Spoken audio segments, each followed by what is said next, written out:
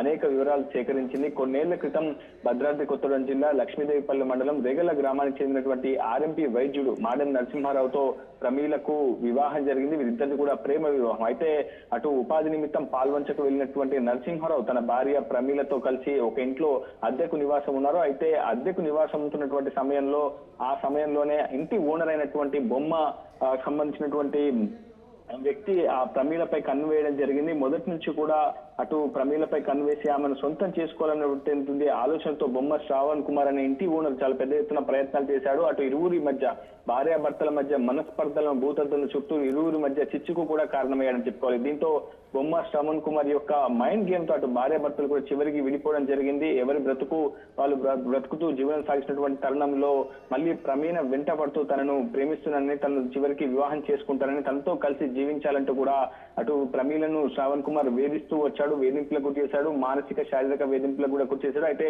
అటు ప్రమీల ఎప్పటికీ నో చెప్పడంతో అక్కడి నుంచి ఆమె ఒంటరిగా జీవనం సాగిస్తూ ఖమ్మంలోని ఒక ఉమెన్స్ హాస్టల్లో జీవనం ఉంటుంది. ఒక బట్టల షాప్ లో ఉపాధిని ఎంచుకొని అక్కడ బ్రతుకు సాగిస్తుంది. ఈ నేపథ్యంలోనే అటు ఇరువురి మధ్య కొంత సన్నిహిత సమయం ఉన్న సమయంలోనే ఇద్దరు మధ్య కొంత ఆర్థిక లావాదేవీలు కూడా నడిచినట్లు సమాచారం వచ్చింది. అయితే తిరిగి తాను ఇచ్చినటువంటి అమౌంట్ ను ప్రమీల ఇవ్వాలని శ్రావణ్ కుమార్ ను కొంతకాలంగా అడుగుతుండటంతో శ్రావణ్ కుమార్ పూర్తి స్థాయిలో ఈ ప్రమీలను పూర్తి స్థాయిలో హత్య చేయాలని ప్లాన్ చేసినట్టు సమాచారం. ఇదే అంశాన్ని ప్రమీల యొక్క భర్త నరసింహరావు కూడా ఆర్టీవీ నిఘా బృందానికి స్పష్టంగా తెలియజేయడం జరిగింది. ప్రస్తుతం కుటుంబ సభ్యులు ఖమ్మం 1 టౌన్ పోలీసులు కూడా ఫిర్యాదు చేశారు. ఖచ్చితంగా ప్రమీల మృతికి శ్రవణ్ కుమారే కారణం, ఆమెను అతనే హత్య చేయించాడంటూ కూడా ప్రస్తుతం కుటుంబ సభ్యులు ఆరోపిస్తున్నారు. అయితే ఘటన ప్రదేశంలో మాత్రం ప్రస్తుతం బొమ్మ శ్రవణ్ కుమార్ యొక్క బామ్మర్దిని ప్రస్తుతం అదుపులోకి తీసుకున్నట్లు తెలుస్తోంది. పోలీసులు అతన్ని అదుపులోకి తీసుకుని విచారణ చేపట్టారు. అతనే దాదాపు ప్రమీలను విచక్షణ రహితంగా దాదాపు 4 చోట్ల కత్తిపోట్లతో ఆమెను హత్య చేయడం జరిగింది. తీవ్రమైనటువంటి రక్తస్రావంతో ఘటనా ప్రదేశంలోనే ప్రమీల కూడా మృతి చెందినట్లు పోలీసులు కూడా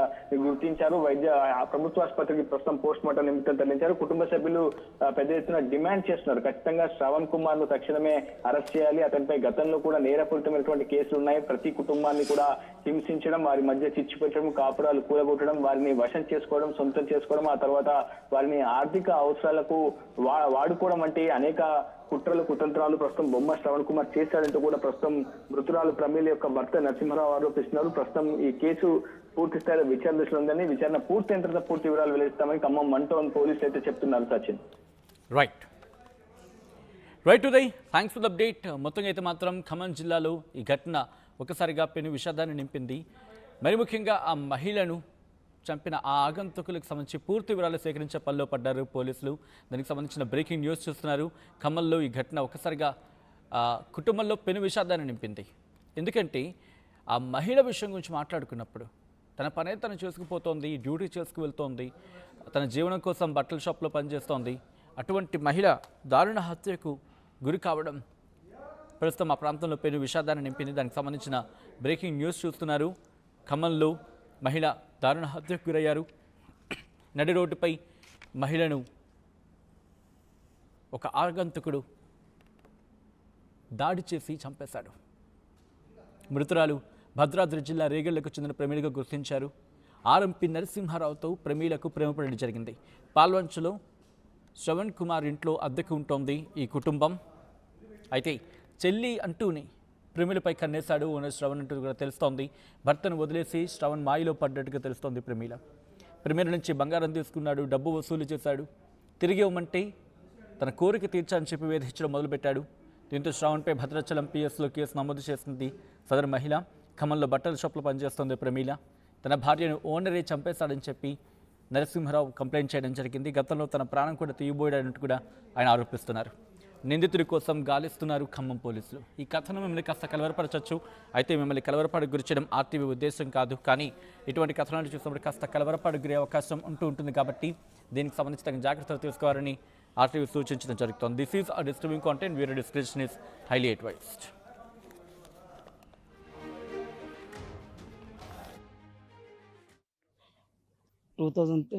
లో ప్రమీలతో నాకు మ్యారేజ్ అయింది.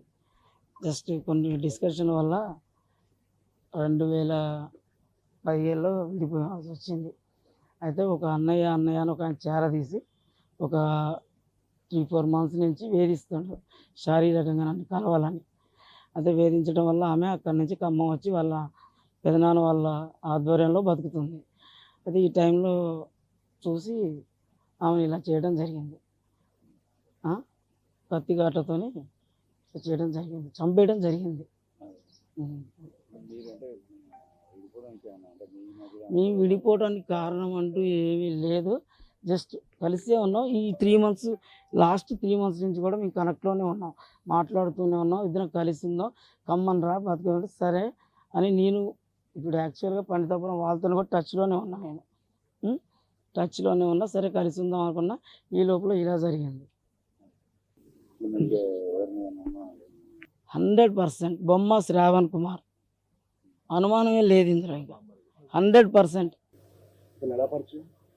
అతను యాక్చువల్గా మేము ఒక 2.5 years వాళ్ళ ఇంట్లో రెంట్కున్నాం అప్పటి నుంచి పాల్వంచ.